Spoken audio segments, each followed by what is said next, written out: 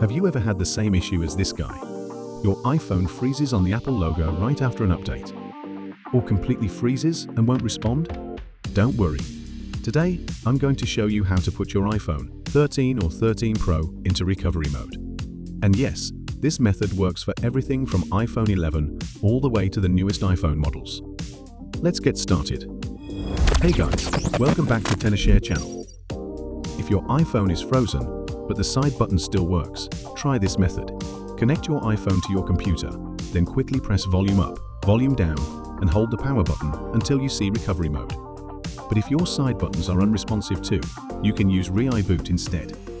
It puts your iPhone into recovery mode with just one click, no buttons needed.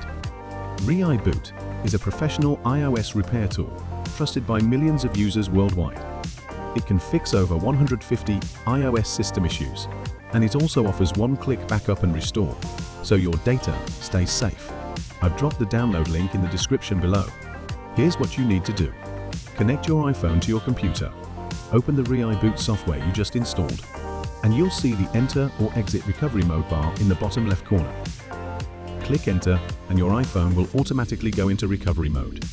And if you tap Exit, it'll get out of recovery mode just as easily. Super quick, super convenient. That's it, the simplest and fastest way on the entire internet to put your iPhone 13 or 13 Pro into recovery mode. If you found this helpful, don't forget to subscribe. I've got more iPhone tips coming your way soon. See you next one.